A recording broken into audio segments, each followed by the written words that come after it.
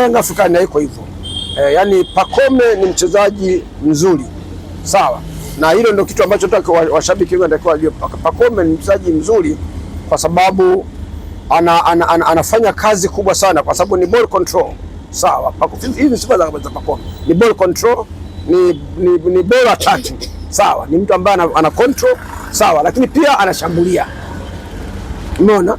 Lakini pia tunasema kwenye klabu ya Simba wachezaji wa namna hiyo wapo, na ukiangalia kwa mfumo wa kikosi, ndio maana kwamba kikosi tunasema kikosi kipana, tafsiri yake ni hivyo, kwa sababu wachezaji walioko Yanga hata tukisema kwamba maana Yanga anaweza akatoa mchezaji huyu akaingiza huyu, lakini Simba haijafikia viwango kwamba iwe bora wa kukosekana kwa Pacome kwa Yanga, hilo halipo.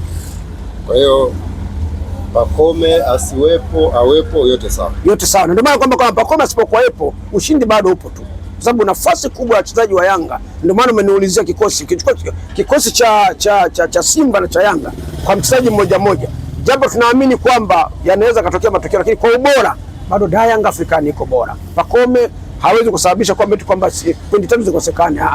Kuna wachezaji bora zaidi.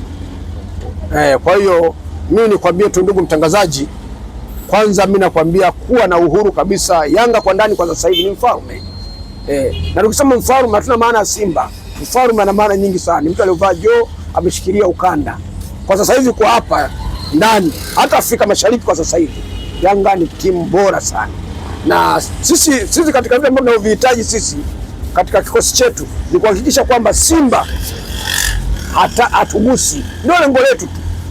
Na wachezaji wa leo wanakwenda kucheza, awe Pacome hayupo, lakini wanakwenda kucheza leo hii kuhakikisha kwamba Simba sasa anakuwa ni mteja wetu wa kudumu, na ujamaa utaishia leo. Leo ndio kuvunja ujamaa, yaani leo ndio tunakwenda kukata undugu.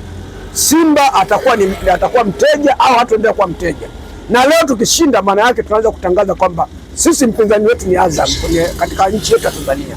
Mpinzani wetu atakuwa ni baada ya kushinda leo, tunataka tutangaze kwamba Azam karibu kwa dabi yetu, na wewe ndio itakuwa dabi kubwa katika nchi yetu. Dirisha walioingia wachezaji, dirisha dogo imeingiza wachezaji, lakini kuna wachezaji ambao tunaweza tukasema wanaweza wakafanya vizuri, kwa sababu unaona kitu kipimo kikubwa sana. Sisi tulikuwa tumesajili kwa lengo la klabu bingwa, lakini tunaweza kusema kwamba klabu bingwa hatukuweza kufaulu kwa sababu wachezaji ambao walikuwa wameingia hawakuperform vizuri. Kwanza tukubaliane, hawakuperform vizuri kwenye klabu bingwa, sawa. Lakini ukiangalia kuna wachezaji ambao wameperform vizuri ndani, kwa sababu unapoenda kusajili, unapoenda kucheza klabu bingwa, ile klabu bingwa kuna wachezaji ambao ni professional wakubwa zaidi kuliko hata wale sajili. Kwa vile viwango vyao havikuweza kumatch na wachezaji ambao walikutana na Al Ahly, unakutana na timu ambazo ni kubwa zaidi zingine. Lakini sasa ukiangalia kwa humu ndani, wachezaji ambao waliosajiliwa kwa klabu bingwa wanaocheza ndani kwa sasa hivi wanaweza kaumudu mashindano haya kwa kiwango ambacho wanaweza wakifanya, inaweza kuwa ni kizuri. Lakini tunasema kwamba wachezaji waliosajiliwa wanaweza wakafanya vizuri tofauti na Simba, kwa sababu bora wachezaji ukikompea wachezaji wa Simba na wa Yanga, bado wachezaji wa Yanga wana quality nzuri kuliko wachezaji wa Simba.